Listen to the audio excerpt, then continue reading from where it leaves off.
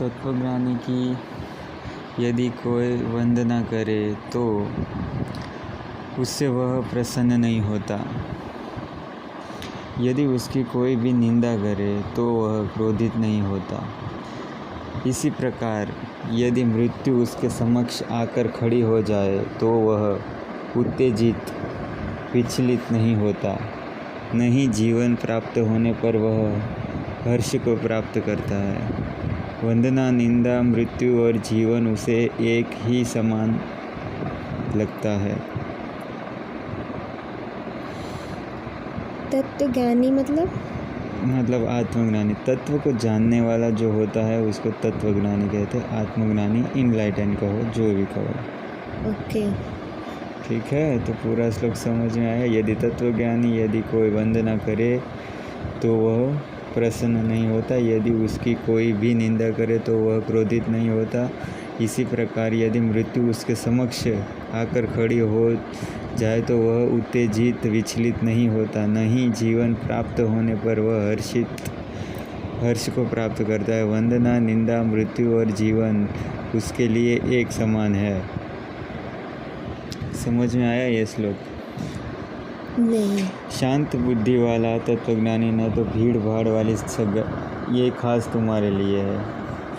शांत बुद्धि वाला तत्वज्ञानी न तो भीड़ भाड़ वाले स्थान की ओर भागता है, न ही जंगल की ओर एकांत में। वह किसी भी परिस्थिति में प्रत्येक स्थल पर एक समान रहता है। उसके लिए कोई भी विपरीत नहीं और सब कुछ अनुकूल ही होता है।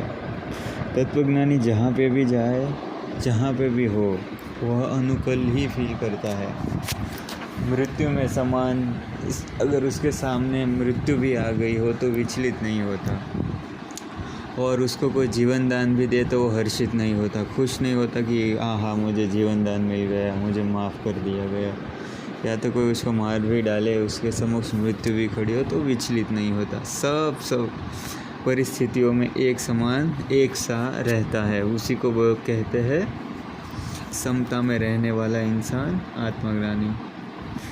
चाहे उसके सामने कुछ अच्छी चीज़ें रख दो या बुरी चीज़ें रख दो, कुछ अच्छा हो जाए या फिर कुछ बुरा हो जाए, उससे कुछ फ़र्क नहीं पड़ेगा। परिस्थितियों से वो विचलित नहीं होता, चाहे परिस्थितियाँ कैसे भी हो उसके जीवन में। जो मीन्स दुख हो या सुख हो, कोई प्रॉब्लम हो, कुछ भी हो, तो वो विचलित नहीं होता। वो शांत चित्त वाला, एकाग्र और शांत रहता है। समझ आई बात? सबको it's okay, lightly it's okay तक भी वो नहीं वे कहता मन में। वो इतना शांत हो रहता है कि वो उसको इट्स ओके भी दिमाग में नहीं आता। इट्स ओके तो वो बोलेगा ना जो थोड़ा सा विचलित हो गया हो। वो तो उतना भी विचलित नहीं होता। तो जो भी परिस्थितियाँ हो उसको कोई फर्क नहीं पड़ता। दूसरा वाला ये है कि कहीं पे भी कोई भी स्थान उसके लिए ज़्यादा अनुकूल या तो प्रतिकूल नहीं होता। वो हर स्थान में एक समान ही महसूस करता है। उसको कहीं पे भी फेंक दो, उसको नर्क में भी फेंक दो, वहाँ पे भी वो स्वर्ग खड़ा कर लेगा। समझ रहे हैं? ऐसी एक कहानी है। भगवान बुद्ध एक बार, और भगवान बुद्ध की मृत्यु हो गई और उसको नर्क में डाल दिया गया, पता नहीं क्यों। और वहाँ पे जाके उन्होंने स्वर्ग खड़ा कर दिया, और जो स्वर्ग था वो नर्क बन गया, क्योंकि उसके बिना तो स्वर्ग भी नर्क है, और उसकी मौजूदगी के वहाँ पर तो स्वर्ग है ही। और जब वो जा रहे थे तो देवताओं ने पूछा कि आपके लिए तो हमने स्वर्ग के दरवाजे ही खुले रखे हैं, आपका स्वागत है। तो भगवान बुद्ध बोले कि स्वर्ग में जाके मैं क्या करूँगा, वहाँ पे तो पहले से ही खुशियाँ होगी। बोलते कि मुझे तो स्वर्ग निर्मित करने की आदत है, मैं जहाँ जाता हूँ वहाँ स्वर्ग बन ही जाता है। तो तुम एक काम करो, मुझे नर्क में डाल दो ताकि नर्क के लोगों को कुछ फ़ायदा हो जाए, क्योंकि मैं नर्क में जाऊँगा तो वहाँ स्वर्ग खड़ा कर दूँगा। फिर इस दुनिया में नरक जैसी कोई जगह बचेगी ही नहीं, सब स्वर्ग ही स्वर्ग बन जाएगा। तो कितनी भी दुर्लभ परिस्थिति हो, तत्वज्ञानी की मौजूदगी आ गई जहाँ पे, वहाँ पे शांति हो जाती है, सुकून बन जाता है। इसलिए वो खुद का स्वर्ग साथ में लेके घूमता है, समझे? बोलो, और क्या जानना है आगे इस बारे में, या कोई फिर दिमाग में कोई दूसरा कुछ डाउट वाउट? हाँ बोलो। कहीं भी सुकून नहीं मिल रहा है, अगर कुछ अच्छा भी कर रहे तो भी नहीं सुकून मिल रहा है। सुकून एक आदत की तरह है। जब से गहरा ध्यान लगा है, कुछ भी करो अच्छा ही नहीं लग रहा है, ऐसा लग रहा है कहाँ चले जाओ, कहाँ भाग जाओ, क्या कर लूँ, ये भी नहीं, वो मन भी को नहीं। ये भी पता है कि वहाँ पे जाके भी क्षणिक शांति मिलेगी, फिर वहाँ पे भी विचारों का जंजाल तो शुरू हो ही जाएगा। तुम कहीं पे भी जाओ, थोड़ी देर की शांति है। तुम कहीं पहाड़ों पे जाके बैठो, वहाँ पे तुम कहो वाह यार कितनी अच्छी हवा चल रही है, कितनी शांति है यहाँ पे। फिर 1 घंटा बीतता है, फिर 2 घंटा बीतता है, फिर तीसरे घंटे तो अशांति आ ही जाएगी, आ ही जाती है। कौन ऐसा है कि तीसरे घंटे में उसको विचार नहीं घेर लेते? किसको फिर 4-5 घंटे में भागने का मन नहीं करता? चलो नहीं किया, कोई शांत बना रहता है तो 2 दिन 3 दिन 4 दिन, फिर तो वहाँ पे जीव जंतु सताने लगते हैं। फिर घर की याद आती है, फिर पैर घर की तरफ मुड़ जाते हैं, पता भी नहीं चलता। तो हर जगह पे तुम जाते हो तो तुम्हारा मन तुम लेके जाते हो ना साथ में। हाँ। और मन जो है वो जहाँ जहाँ है वहाँ वहाँ नरक है। तो तुम मन को तो कहीं छोड़ के नहीं आ सकते, तो मन को ही सुधार देना पड़ेगा। मन को ही ऐसा बनाना होगा कि उसको ये सुख दुख का एहसास ही ना हो, आनंद का ही एहसास हो, शांति का ही एहसास हो। मन को ऐसा बनाना पड़ेगा कि सुख दुख के पार निकल जाए। और वो कैसे? वो साधना करते करते एक दिन ऐसा मन हो ही जाएगा। अभी तुम्हारे मन को आदत लगी है कि शांति की ओर जाना, पहले तुम्हारे मन की आदत कुछ और थी, अब ये पलट गई शांति की ओर जाना। अब थोड़े टाइम के लिए वो ऐसा हो जाएगा कि ना तो उसको शांति चाहिए, ना तो उसको कुछ चाहिए, ना तो संसार में रस है, ना कहीं रस है। जब उसको ये चीज़ पता चल जाएगी पूरी तरीके से, तब वो आनंद में स्थापित हो जाएगा, सुकून में स्थापित हो जाएगा। जब तक आशा है कि यहाँ पे शांति मिल सकती है, संसार में शांति मिलती नहीं है, सिर्फ अशांति कम होती है तो तुम उसको शांति का नाम दे देते हो। गहरा ध्यान लगता है तो तुम्हें क्या लगता है कि वहाँ पे शांति मिली तुम्हें? वहाँ पे कोई शांति नहीं थी गहरे ध्यान में, लेकिन शांति का भ्रम बन गया। कैसे? कि अशांति कम हुई, अशांति कम हुई, इसलिए शांति का भ्रम बना। अगर अशांति ख़त्म ही हो गई होती तो आई कहाँ से? फिर ध्यान में उठ के फिर अशांत कैसे हो जाते हो? क्योंकि वो लेवल तक पहुँचे नहीं, अशांति को जड़ से नहीं उखाड़ा है। सिर्फ अशांति कम हुई तो शांति का भ्रम पैदा हो गया कि हाँ ध्यान में तो बड़ी शांति होती है। ध्यान में उतर के कोई शांति नहीं होती, सिर्फ अशांति कम होती है। और इसलिए ध्यान की आदत भी लग सकती है। फिर तुम दौड़ते हो, समय निकालते हो, फिर अशांति थोड़ी कम होती है तो तुम्हें अच्छा लगता है, इसलिए फिर तुम ध्यान बार बार करने जाते हो। अभी एक दिन ध्यान नहीं करती हूँ तो ऐसा लगता है कि कुछ अच्छा ही नहीं लगता है, ऐसा लग रहा है कि जीवन में कुछ कमी लगती है। उस दिन अच्छा नहीं जाता है, सुकून नहीं रहता है। और बार बार माइंड में वही थॉट आता है कि ध्यान नहीं किया, फिर अच्छा नहीं लगता है कुछ।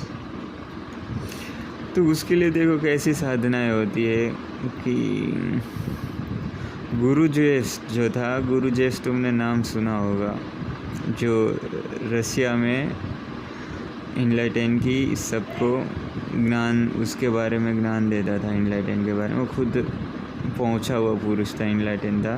हाँ। वो ऐसी साधनाएं करता था कि कार है उसके पास कार थी, तो कार इतनी स्पीड से भगाता था और सोचता था कि मैं समता में रहूँ कि नहीं, और वो दीवार से बार बार कार टकराता था, फिर रिपेयर करता था, फिर वापस उस फुल स्पीड में जाके दीवार से टकराता था कि मृत्यु सामने आके मैं समता में रह सकता हूँ कि नहीं, कि मेरे सामने मृत्यु ही खड़ी आ जाए, वैसा वो कुछ करता था। और फिर खुद को झांकता था, परखता था खुद को कि मैं मृत्यु सामने आने पर भी समता में बन सकता हूँ कि नहीं। अगर वो ऐसी स्थिति में भी जागरूक रह सका तो समझो फिर दुनिया की छोटी मोटी प्रॉब्लम है तो उसको कुछ लगेगी ही नहीं, वो हंसेगा। रुपया पैसा खो गया कि कुछ हो गया, कि माल हानि का नुकसान हो गया, कि घर जल गया, कि कुछ हो गया, किसी ने गाली दे दी, कि अपमान हो गया, कि कहीं से गिर गए, कि बहुत बड़ी भयंकर बीमारी लग गई, तो वो डरेगा नहीं, क्योंकि उसने मौत को, उससे भी बड़ी चीज़ है, उसको जीत लिया, वहाँ पे उसने समता बना ली। और तुम ऐसे भी कर सकते हो, जैसे कि मूवी लेके बैठ जाओ और मूवी देखते देखते बस यही देखना है कि मूवी नकली है और समता में बने रहना है। ओके। मूवी देखते देखते विचार में नहीं खो जाना, अरे हाँ यार ये हीरो ऐसा करना चाहिए, अरे वाह वैसा होगा वैसा, तो मन में कोई ख्याल नहीं बनाना है। बस मूवी चल रही है और तुम्हें उसमें इंटरेस्ट नहीं लेना है, लेकिन देखते रहना है, लेकिन इंटरेस्ट नहीं लेना है, लेकिन देखते रहना है। ऐसे बने रहो तो ये साधना है। गुरु जेफ ऐसे ही साधना कराते थे अपने शिष्यों को, कि ऐसे सब मतलब टेक्निक देते थे कि इस तरीके से समता में बने रहो, मूवीज़ देखो और मूवीज़ देखते देखते समता में बने रहो, फिर खो जाएगा, फिर मूवी के साथ एक हो जाओगे कि हाँ रस आएगा, हाँ अब ऐसा होगा, अरे वाह अब ऐसा होगा।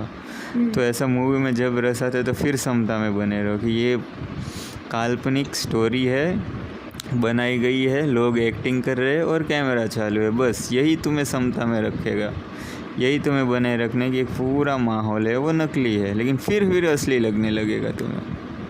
फिर समता को बनाए रखना कि अरे यार ये तो सब नकली है, कि शूटिंग की होगी कहीं जगह पे, फिर कैमरा चालू और कैमरा रिकॉर्डिंग है वो मेरे सामने है, और यहाँ पे कोई मूवी भी नहीं है, ये मूवी तो ये सब एक्टिंग तो कितने साल पहले की होगी ये लोग ने, और ये सत्य भी नहीं है, और ये सब एक्टिंग कर रहे हैं, जो भी अंदर है ये सत्य नहीं है। किसी को खून लग रहा है, कहीं खून के फव्वारे उड़ रहे, किसी का हाथ कट गया है, तो मूवी में देखते देखते अरे यार इसका हाथ, तो तुम्हें समता में बनना है फिर ये सब झूठ है, ना तो किसी का हाथ कटा है ना कुछ कटा है। तो ऐसे तुम मूवी देख के भी समता में बने रहने की प्रैक्टिस कर सकते हो। समझ में आई बात? लेकिन मन को ना बड़ा मज़ा आता है कि चलो थोड़ी देर के लिए सही असली मान लो, मज़ा कितना आ रहा है। उसको अगर सत्य दिखाओगे तो उसको बोरिंग लगेगा, अरे यार ऐसा कहाँ बोल रहे हो, सही में हीरो उसको मार रहा है।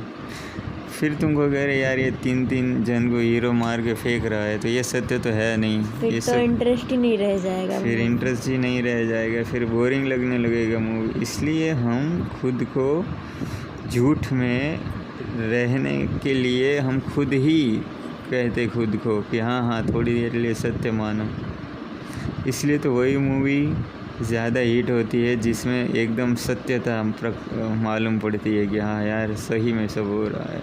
लोग उससे सीरियस होके देखते हैं कि थिएटर में आंसू टपक रहे हैं कि अरे बाप रे ये क्या हो गया। तो ये सब खुद को ही बेवकूफ़ बनाने के लिए तो लोग थिएटर में जाते हैं। लोगों को पता है कि मैं बस एक नाटक देखने जा रहा हूँ, उसमें कोई सत्यता नहीं दूर दूर तक, लेकिन झूठ में मज़ा है ना। तो ऐसी साधनाएं हैं कि तुम्हें सत्य में रखेगी, सत्य में स्थापित रखेगी, ऐसी साधनाएं करो। उससे तुम्हें फिर दुख दर्द और ये जो तुम बोल रहे हो बोरिंगनेस, क्योंकि बोरिंगनेस खुद बोरिंगनेस में जाओ, अकेले कहीं जाओ, कुछ होना ही नहीं चाहिए, उजाड़ होना चाहिए, कहीं कुछ ऐसा इंटरेस्टिंग होना ही नहीं चाहिए, और वहाँ पे तुम शांति से समता में बैठे रहो, देखते हैं वही तो साधन है, ना फ़ोन, ना कॉल, ना मोबाइल, ना कोई चीज़ वस्तु, कुछ नहीं। तो ऐसे एकदम सारे जगत से खुद को तोड़ लो और फिर तुम्हारा मन देखो कहाँ भागने का मन करेगा उसका, ये कर लो वो कर लो। अरे कुछ नहीं तो पंछियों को तो देखो, हाँ फिर वो पंछी बोलते अरे ये यहाँ से उड़ा था, ये वही पंछी है। अरे हाँ ये देखो हवा नहीं आ रही। तो कुछ भी विचार आते ही रहेंगे, तुम खुद को समता में नहीं बनाए रख पाओगे। वहाँ पे भी तुम अपना दिमाग का माया जाल शुरू कर लोगे। 5-10 मिनट शांति रहेगी, पता नहीं क्या क्या सोचने लगोगे। फिर मन बड़ा चालू है, मन यही कहेगा, यहाँ से ही शुरू करेगा, आ हा यहाँ पे कितनी शांति है, मज़ा आ गया।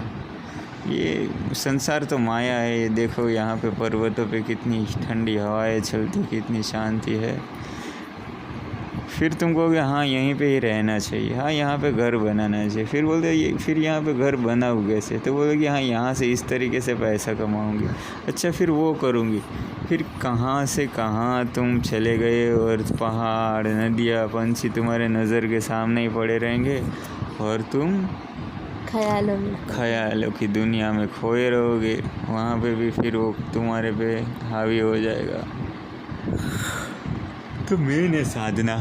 उस साधना में महत्वपूर्ण है श्लोक। कोई श्लोक है जो तुम्हें पसंद आते हैं, उसको तुम लिखो, अपने दिल के करीब रखो, उसको बार बार गुनगुनाओ वो श्लोकों को। कोई बुक्स है अष्टवक्र जैसी, उसको बार बार पढ़ो, बार बार पढ़ो एक एक श्लोक। ऐसे धीरे धीरे क्षमता बढ़ेगी और साधना में प्रगति होगी।